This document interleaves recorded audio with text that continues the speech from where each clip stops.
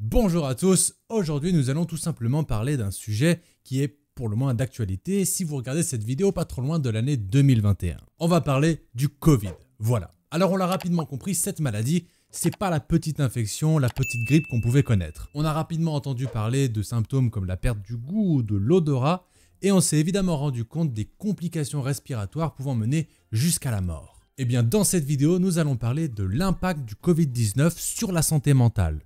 Alors plutôt les mauvais effets des restrictions comme le confinement sur la santé mentale puisque c'est vraiment ça qui est au centre des études plutôt que l'infection elle-même. Quoique, dans un second temps, on verra quelles conséquences peut avoir une contamination au Covid-19 sur le cerveau. Alors comme j'étais pas expert sur le sujet, que c'est tout nouveau, je me suis basé sur des études scientifiques que vous pourrez retrouver dans la description. Alors voilà, nous le savons tous désormais, la plus grande problématique de cette pandémie est l'apparition de complications respiratoires dans les cas les plus graves de la maladie. C'est très sommaire et de toute façon, on n'est pas là pour en parler, on n'est pas expert en la matière, on va parler nous de santé mentale. Globalement, le résumé, c'est que le confinement, c'est mauvais.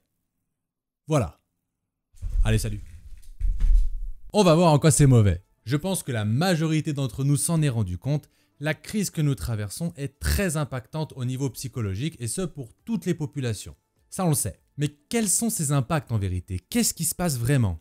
C'est ce qu'on va essayer de voir. Une des facettes de cette crise qui a touché une majorité d'entre nous, c'est l'isolement qu'on a subi. Que ce soit parce qu'on a été cas contact, contaminé ou confiné, je pense qu'on est très nombreux à avoir vécu cette restriction. Eh bien majoritairement, c'est cet isolement qui est dur. Je pense que vous serez d'accord. Et pour cause, il peut entraîner de nombreux déséquilibres dans notre santé mentale. Le manque de contact social, par exemple, entraîne de l'irritabilité.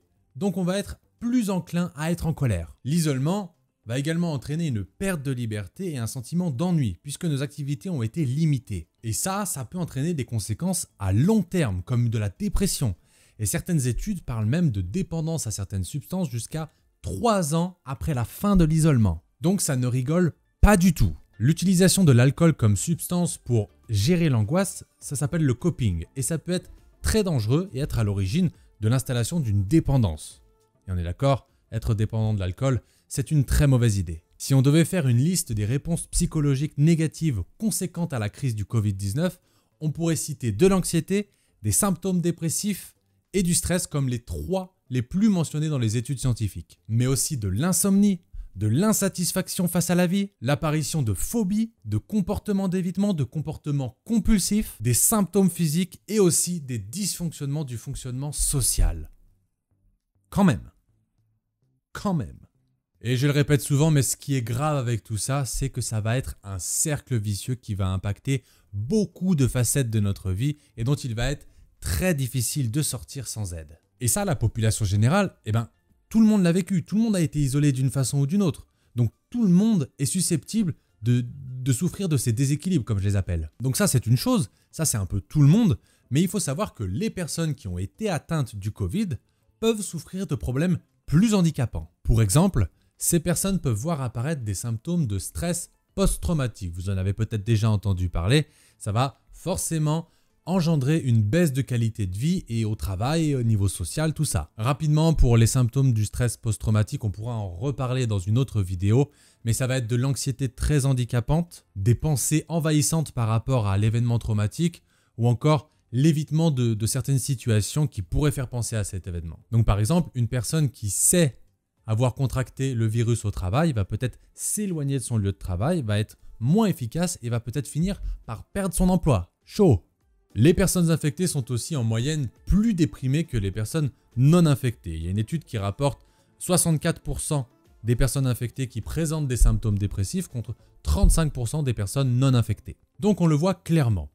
Au-delà d'un dysfonctionnement biologique, cette crise a des impacts psychologiques qu'on ne peut plus ignorer. Je pense que vous n'avez pas besoin d'être convaincu, mais la génération qui va sortir de cette crise va en sortir avec des séquelles psychologiques, avec des changements dans son fonctionnement. Donc je ne sais pas si cette vidéo sera d'une grande aide, mais au moins elle permet de poser des mots sur les choses, de prendre conscience de ce qui se passe et ça peut aider à minimiser les séquelles qu'on pourrait avoir. On parlait donc des complications psychologiques pour les personnes atteintes du Covid-19 et ça nous amène directement à notre second point qui est le suivant. On connaît les problèmes respiratoires dont souffrent ces personnes, mais qu'en est-il du cerveau? Le coronavirus est-il mauvais pour le cerveau. Alors, il peut.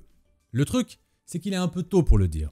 Il faut du recul en fait pour appréhender les problèmes neurologiques que ça peut engendrer. Mais il y a déjà des articles qui en parlent. Une étude sur 901 patients infectés du Covid rapporte des complications comme des encéphalites, donc des inflammations du cerveau. Pas très drôle. Certains médecins rapportent même que la majorité de leurs patients en soins intensifs ont des épisodes de délire. Et nous savons aussi que le Covid peut être la cause de caillots sanguins qui vont venir se loger dans les voies sanguines qui vont au cerveau et causer ce qu'on appelle des accidents vasculaires cérébraux, des AVC. Parce que ces caillots peuvent bloquer les voies sanguines et donc empêcher le cerveau d'être alimenté.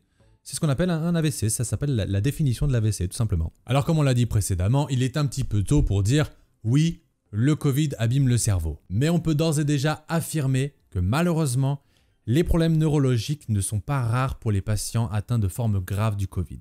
Donc voilà, tout ce qui est dit dans cette vidéo n'est pas vraiment réjouissant, mais je trouve que c'est important de prendre la parole par rapport à ça. Mais voilà, je le redis, le but c'est de mettre en lumière les aspects psychologiques de la vie quotidienne et montrer leur importance, montrer ce que la crise que nous traversons impacte dans notre vie quotidienne. Parce que même si on n'est pas malade, il y a beaucoup de choses qui changent. Aujourd'hui, nous traversons une crise majeure à cause de ce virus et j'ai trouvé que c'était mon rôle de vous parler de l'importance de ses conséquences sur notre santé mentale. D'autant plus que je vous l'ai dit, l'accès à ces informations, à ce savoir peut limiter les conséquences.